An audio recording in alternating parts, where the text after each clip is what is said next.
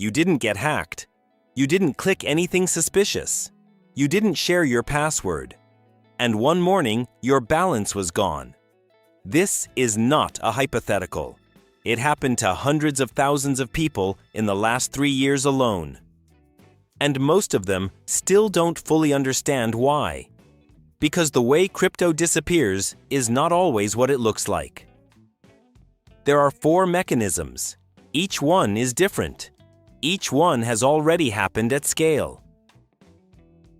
Number 1, the exchange collapses. When you buy crypto on an exchange, you don't receive crypto. You receive a claim, a promise that the exchange will give you that amount if you ask for it. The actual asset sits in wallets the exchange controls. In November 2022, FTX, one of the largest exchanges in the world, collapsed in 72 hours. Customer balances were still visible on screen. The numbers were still there. You just couldn't withdraw them.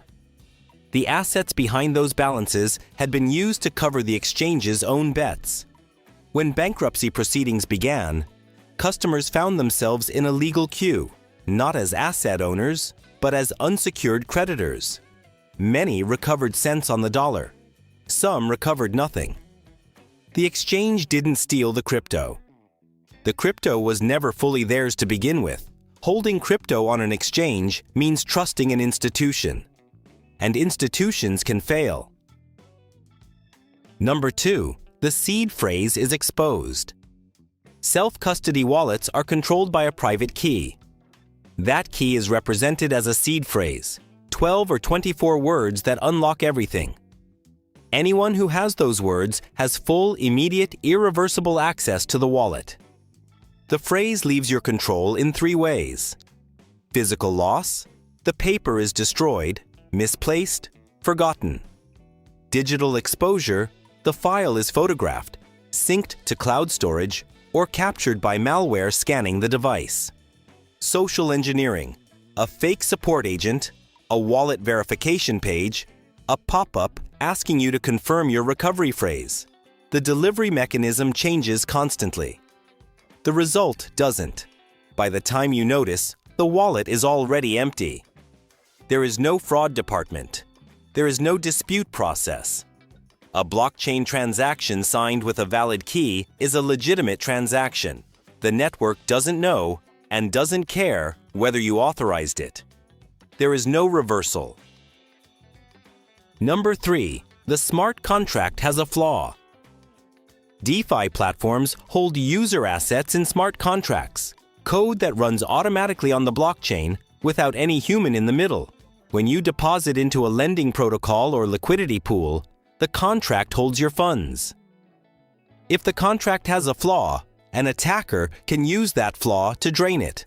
In August 2022, the Nomad Bridge lost $190 million in a single exploit. The vulnerability was in the contract logic, a flaw that let anyone forge valid transaction proofs.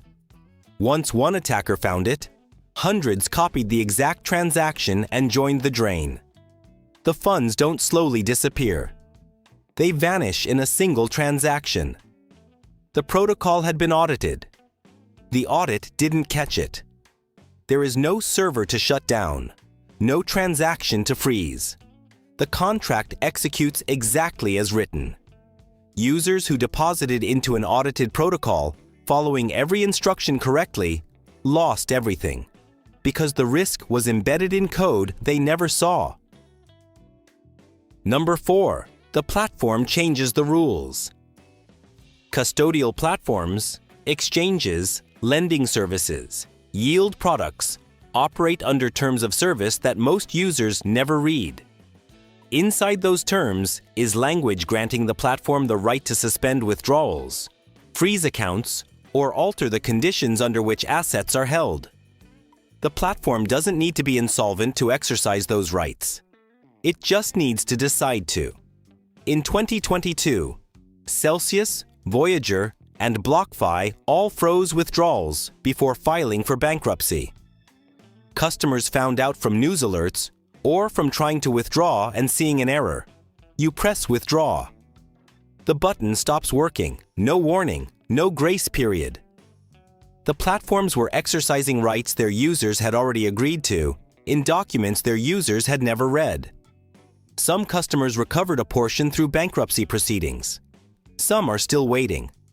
None received what they thought they had. The assets weren't stolen. Access was simply closed, legally, permanently, and without notice. What all four have in common? 4 different mechanisms. 4 different contexts. 1 shared structure. In every case, the user believed they had access to an asset they didn't fully control. On an exchange, the exchange holds the keys. After a seed phrase is exposed, the attacker holds the keys. After a smart contract exploit, no one holds the keys. The assets are gone. After a platform freeze, the platform controls access and chose to close it. A balance on a screen is not ownership. A confirmation email is not ownership. Ownership in crypto is one thing, control of the private key. If you have that control, you own the asset. If someone else has it, you have a claim.